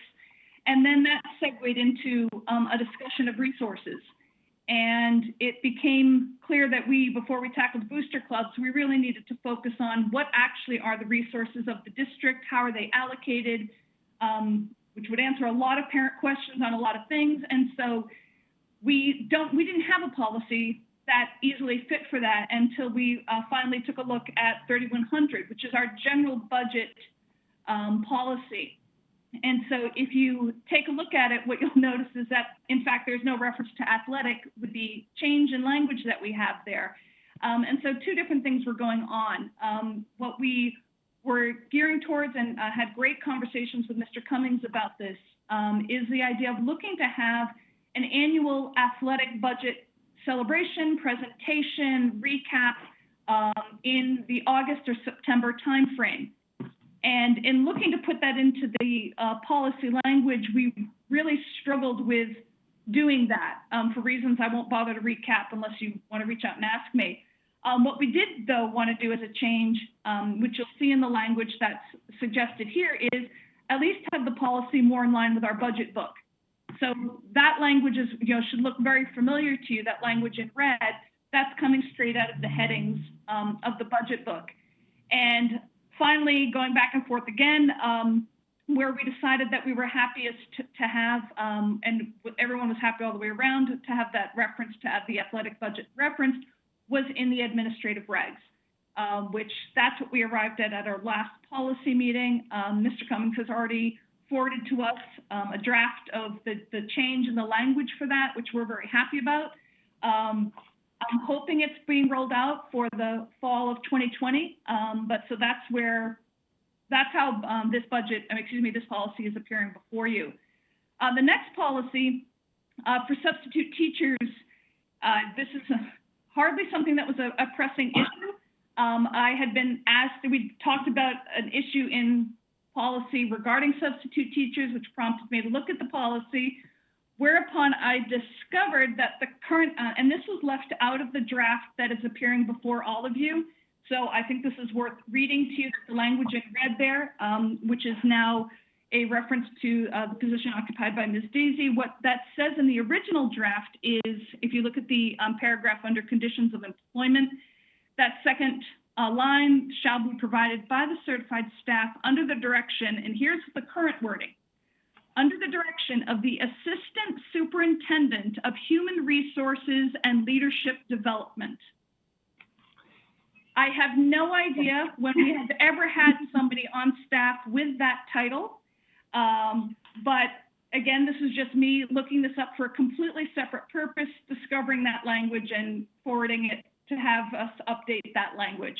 And so, to be clear, we didn't look at anything else in this policy. We were simply looking to update this title. I'm not saying that we aren't perfectly amenable if there are things in there that anyone is taking issue with, but I don't want the board to think that we talked about this policy. This is purely a swapping out of one title and a substitution of the other. And so those are the two policies before you tonight. Thank you for that recap. Do board members have any initial questions for Mrs. Max McAnally or the policy committee? Okay, seeing none, if anybody has any questions between now and the next meeting, please reach out to Mrs. Maxicanelli. Moving on, approval of minutes for March 10th and April 21st. That the Board of Education approves the BOE regular meeting minutes dated 3/10/2020 and the special meeting minutes dated 3/10/2020 and 4/21/2020. Can I have a motion? Mrs. Gerber, seconded by Mr. Peterson. Any discussion? Seeing none, all in favor? Ms. McAnally, Mrs. Leeper, Mr. Peterson, Mrs. Gerber, Mr. Asen, Ms. Jacobson, Mrs. Vitale, all opposed? Abstentions? Mr. Vitale, motion passes 801. Moving on, Superintendent's report, Mr. Cummings. Okay, I have a few things to talk about. I'm going to start with the district improvement plan. I'm going to talk about the reopening committee, and I'm going to have a brief comment on the superintendent awards. Just give you an update on that. So, the district improvement plan. I think at the very last meeting we had when we were all together on March 10th, I made a comment in talking about the ramifications of closure, that how it might impact the planning for the district improvement plan. And I think what I said at the time, I'd say now, it's been extremely difficult to plan, to enact as we had hoped, a new district improvement plan for implementation beginning this July 1st, essentially. Part of that is certainly due to the inability of staff to really gather. You know, we had a strong committee of staff representing all of our levels. We also had a very strong parent group that was coming together. And we just have not had time to do the work that's required. We had massive amounts of data from the staff surveys, and we had essentially planned before going out roughly 2.5 days of time just to go through that data and to develop an understanding of it. We don't have that time. So that's driving, that's a great concern. And the other concern, quite honestly, is trying to measure, trying to gauge where we are and what has changed in our program and in our thinking as a result of distance learning. You know, one of the things that kind of goes back in some ways to the computer conversation, but it's a much bigger issue than just the technology, is what have we learned about ourselves as teachers? What have we learned about kids as students? And what have we learned about our parent community and their support for us? And as the nature of education, as our view of education changed, I'm not in a position right now to answer those questions. I'm only really even beginning to formulate them in my head. But I know a number of our staff and our parents and our kids have started to have very similar questions. And really the second reason that I would like to put a pause on the district improvement plan, you know, the iteration, the development of the next 5-year plan, is because I do think we need a period to assess where we are and where we need to go. I'm not suggesting that there's going to be momentous changes. I'm not also suggesting that there might be small changes. I'm not sure what changes might come as a result of this. But you know, I think when any time, not only individuals but an organization goes through a drastic reorganization, a drastic rethinking of their methodology, as it were, you do need to pay it its respects and figure out what happened or what is happening. So we have, as you recall, no doubt, last May, the Tuesday after Memorial Day weekend, we had our staff gather, and we engaged in a protocol to evaluate the school improvement plans. And out of that, teams came together last summer and developed new school improvement plans. That day this year has been moved to the Friday, May 29th, and we're going to replicate that process, but slightly differently. We're still in development of what that looks like, but we really want to have, we want to pay, you know, and the district leadership team met on this, and I've also been communicating with several teachers in the district around this. it's going to be really the last time that we have a length of time that day to really reflect on the year. And we want to give our teachers and all of our staff some time to reflect on how what they've done has changed, what they're proud of, what they think we can do better, and absorb that information, absorb that feedback into a school response as well as a district response in order to determine where we go next. I can tell you right now that there's not going to be a format change in the school improvement plans. I can tell you right now that a lot of the current work that we're doing in the district improvement plan will continue next year. You know, work on the common assessments to support the high school graduation. That work will continue. It will continue. It was going to happen in a new district improvement plan anyway, because it's an obligation we have to fulfill. It's part of our graduation requirements.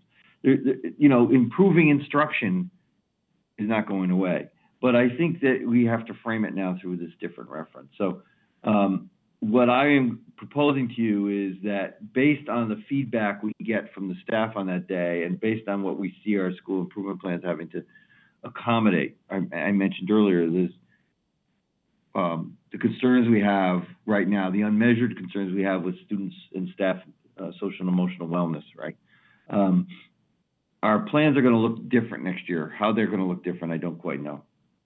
So the district improvement plan will reflect that, and I will be bringing that to you, but I just wanted you to be aware of where we were and how this was evolving and really tie it to our work on the 29th. I want to talk about the reopening committee for a second, and then I'll answer questions. But the reopening committee is meeting tomorrow, and one of the things on that agenda is to look at conducting surveys. Somebody asked a question before about, I think Ms. Maxinelli asked a question about conducting surveys of our staff, students, and parents. And we will be doing that. I spent some of the afternoon today finding surveys online that I could share with the committee just as kind of jumping off points. But that'll be another way we gather feedback to think about where we have to improve. If we're going to be in distance learning next year, we have to do it better than we did it. I mean, I think we did a really good job considering everything we had to do, but we can continue to get better. We're a district that strives for continuous improvement. And the survey results will give us indications of what that will be. And that very well could be a major basis of our district improvement plan next year, because we do expect that, you know, as we've said repeatedly tonight and in other meetings, that at some point next year we expect to be out again.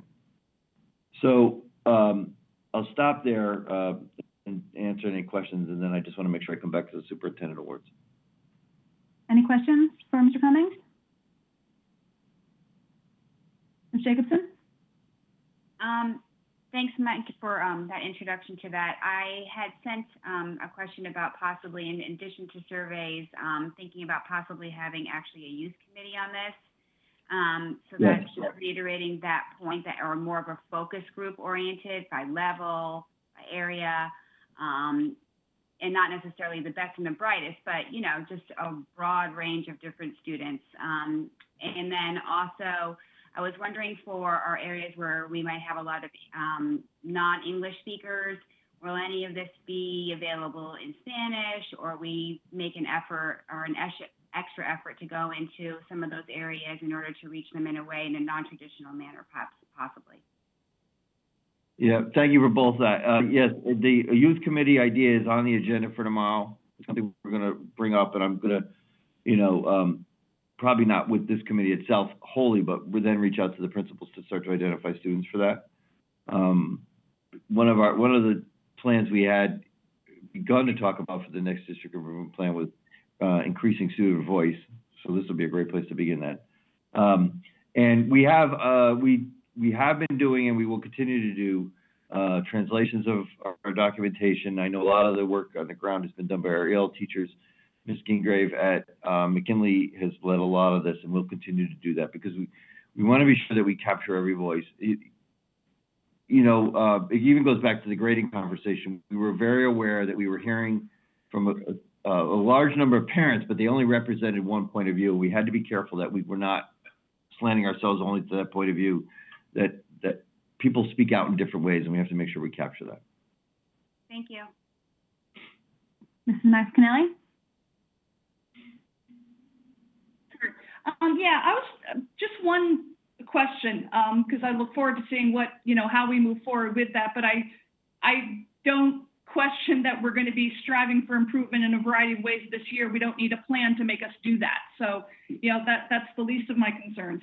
I guess one question I have, and I'm very sensitive to the point Mr. Peterson raised of, as we're back in school, how we take care of those students who, for whatever personal health reasons, are not comfortable back being in our buildings, that is a subset of our students we need to address. But I'm just curious on why the easy acceptance of the premise that we are going to be out again next year?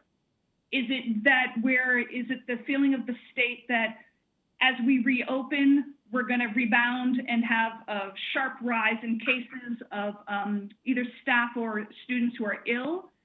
Or just what actually is the thinking behind the whole notion that we're going to be back in the situation again? Because I've heard the same things you've had, that this is going to happen again and we got to prepare for it for the fall. But why is that the presumptive future? I think it's based on a couple of things. One is the I want to separate out the two ideas of closure here. One is that if we are able to come back, that social distancing rules might require us to develop some kind of alternating schedule. And so, and the simplest way to think about this, although it's not simple, is that some students would go on certain days of the week and other students would go on a different day, right? And when students are not in school, physically in school, that they'll be involved in some type of distance learning experience while they're out. And how that will challenge teachers' ability to plan kind of for a dual environment, a day away and a day back. So there's that issue of distance learning. And then the other issue I think is really far more predicated on the medical opinion. Just watching some of the testimony today in the Senate, where the medical experts, the federal government medical experts, were again raising concerns about the speed with which some places are reopening and the likelihood that poses to an increase or a second wave, as it were, of illness. So I think that if you listen to the medical experts around this, there seems to be a rather unanimous opinion that at some point some other type of longer term closure may very likely happen. I just saw it today, and again, I don't take my cues from California, but right before the meeting, I saw the headline in the Times that the University of California is planning to start the fall in distance learning, like start in September in distance learning. So that was a kind of a big indicator right there. So I think it's just, if anything we've learned from this is the difficulty in planning, but plan for multiple scenarios, and then hopefully you won't have to use the ones that you find most onerous or most difficult to implement. No, and I just, as a quick follow-up to that, I certainly appreciate that Fairfield took the approach.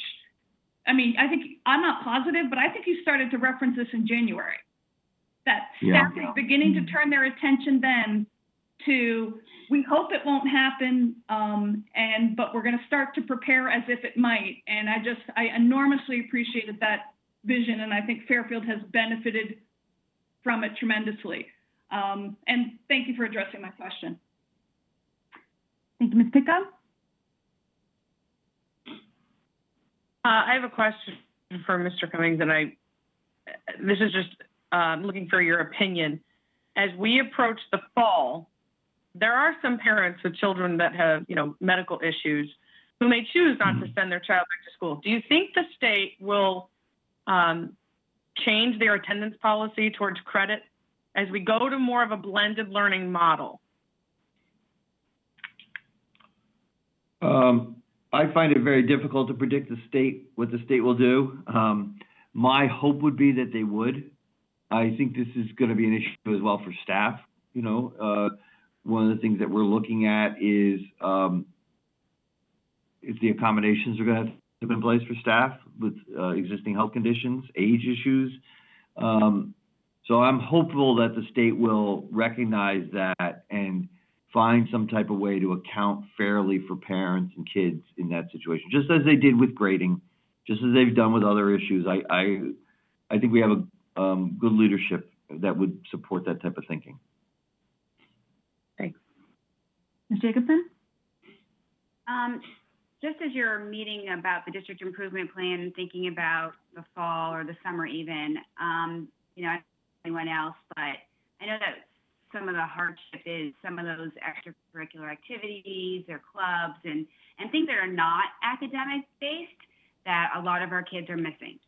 And as far as I know, those things aren't scheduled right now in terms of this distance learning. So, and then obviously I know that not everything can be done via distance learning, but some things can. So as we look to plan for multiple contingencies and knowing that some of the hardest things about this right now is the social isolation, especially of all kids, who want to play or hang out with their peers. So I don't know how we can incorporate some of that thinking in terms of maintaining as much of that as we can, that we, of course, in this instance, in an emergency, didn't have time to necessarily plan for. But just at the top of my head, as we look forward in our planning to think about those opportunities that really provide enrichment and connection in ways that classes don't necessarily. So just want to make that pitch. Yeah, I appreciate. Thank you. That's a great point. And it's interesting to think about, just as our teachers have tackled the challenges of instruction online, how certain clubs and activities could move to an online environment, and what other ones might actually emerge because they work better that way. We're going to support our stipended accounts in our high schools and middle schools, so that opportunity will continue to exist. We're going to have to push it. And just one final comment, if I may, Christine. Yep. I know that, I'm sure we're all reading about models and what other countries or other states or whatever are doing. But I did notice some ideas around possibilities, depending on a whole lot of different situations, about studio time, lab time, things like that, still being accessible on within guidelines or whatnot. And I'm just curious of things like, studio art or auto or anything like that would somehow still be available on a very limited basis. And I'm sure there's no answer to that right now, but I'm just throwing that out there as well. Yeah, that may be some type of rotational basis for how to approach that. Absolutely. Thank you. Thank you. Ms. Sleepers, did you have your hand up? Mrs. Jacobson's suggestion to make sure we're including student voice also had me thinking about, for our younger learners, parents are in closer proximity to their child's learning than maybe ever before because of distance learning. And I was wondering if there might be different types of questions than in past surveys you could tap into parents for, things that parents might be noticing or observations or I don't know, anything like that. I know I reached out to you about phonics just because now I'm reading with my child every single day and I had an opportunity to observe him as a learner that typically as a parent one doesn't get. And I'm sure that also opens you up for all sorts of feedback, but maybe there are ways in which it could provide some value. So I just offer that. Yeah, the surveys we're looking at that I found online today are very specific to the distance learning experience and looking for the feedback around improvement. And I found a couple. There was one, Old Lime, I think had one that looked really good as a starting point. So there's, I think we're going to need that feedback to get better, and we're going to have, it's going to be. Feedback is always sometimes tough to absorb, particularly over the distance learning, but I think it's got to be absolutely necessary. Anything else, Ms. Leeper? Any other questions for Mr. Cummings on this topic? Mr. Peterson? This seems to kind of be a little tangential fit. Mike, I had spoken to you earlier about this, and I just kind of want to throw this out in public forum that the school buildings, I know we're still not sure when we're going to be back in them, but they're also a community resource.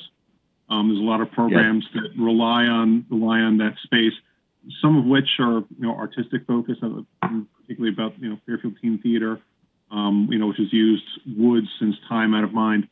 Thinking ahead, I know this is again a highly hypothetical thing.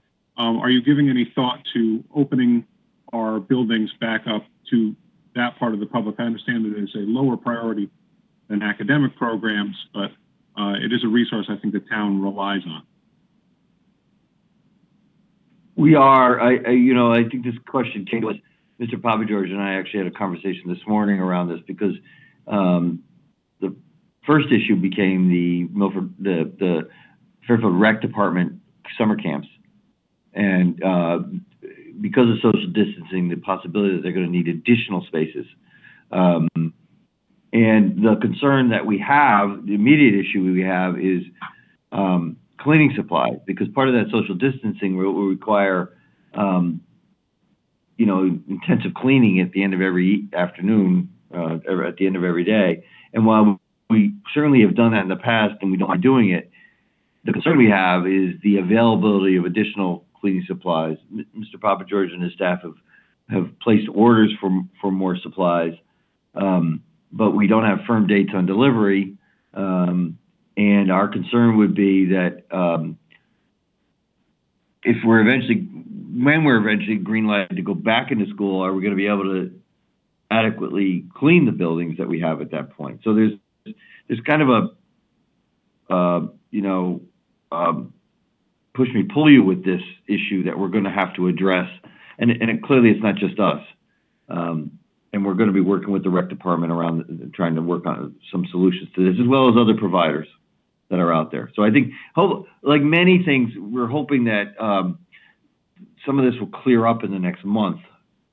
We'll get better guidelines from the state, or I shouldn't say better, but more clear guidelines, more advanced guidelines perhaps, and that the supply chain will start to make itself straighter as well. Great. I mean, I just, clearly you've given this a lot of thought, and I would just advocate for keeping that in mind as we go through the process of actually getting the physical Sure. up and running. Mrs. Maxinelli. Just one quick follow-up to Mr. Peterson's point of opening the buildings. Are we planning by June 17th to have return to school day for all of the children out there who have school supplies? Whether it's books that they brought home, their textbooks, from elementary school through high school, I assume that's a lot of material out there that we wouldn't want to lose track of. Yes. Thank you for bringing that question up. And this is something that the committee will look at tomorrow, but we've already begun to work on at each of the levels. The idea of when will be the appropriate time to, I mentioned earlier, the computers that we lended out, getting those back, and kind of when we take those back, at some point that also signals the end to the learning at this point. So timing of that is going to be crucial. But also the things that kids might have left in their desks, how are we going to get those back out to the kids? How are we going to get kids to come in and clean out, make sure those lockers are cleaned out? So Mr. Papageorge is working with the principals at each level, Mr. Arnone, Ms. Gottesman, to get those plans in draft form that we can then bring to the bargaining units for their feedback as well. Our teacher's going to be involved in that, and maintenance is going to be involved with that. How do we make sure that when people are in contact with the other, that we're following all the safety protocols and continuing to follow social distancing? And timing that out is going to take multiple days in order to limit the amount of people in a building together. Mr. Hess, when we were talking about this, Mr. Hess has pointed out that when you bring a homeroom, if you think you're going to organize the homeroom at the high school, well, all those kids also have lockers right next to each other. So how are we going to do that in an appropriate manner. We perhaps organizing by homeroom isn't the best way to bring high school students back in. So we're working through all that now. Any other questions? Thank you. Okay, seeing none, Mike, any other reports for superintendent report? Yeah, I just want to talk about the superintendent awards, which we normally would be giving out on May 26th this year. Given the, I think we talk about end of year celebrations. I think this is something that we are taking names for this. Principals have been providing us with the names. My thought would be that we hold off and this isn't a ceremony we potentially could postpone to hopefully the fall, and hold it in the fall, because I know that it's a nice night for the board as well as the superintendent and all those parents and students who are honored. So my hope is that this is something we can postpone and hold in the fall. Any questions? Okay. Anything else for Mike? That is it. Okay. Moving on, committee liaison reports. Ms. Leeper? Hi, Jennifer Leeper. Not that many updates from the Finance Committee this morning, mostly because so much is still unknown, but one of the biggest things is that we have a 1-year extension on our lease for St. Emery's for Walter Fitzgerald campus as we continue to sort of work through our other options for Walter Fitzgerald. And the administration is going to continue to look into where exactly that $600,000 can come from, but there's still a lot to be determined on what exactly our expenses for this year could look like, what extended school year might look like, whether or not we'll be in facilities. We're still in distance learning mode. So there is still a lot of unknowns. So that's sort of the quasi update, I guess. Any questions for Ms. Leeper? Okay, seeing none, any other committee? Ms. Mazzacanelli? Yeah, so in policy, we're going to be taking up, several policies next week, excuse me. But two in particular I wanted to bring to the board's attention. The first will be, we are looking at an actual distance learning policy.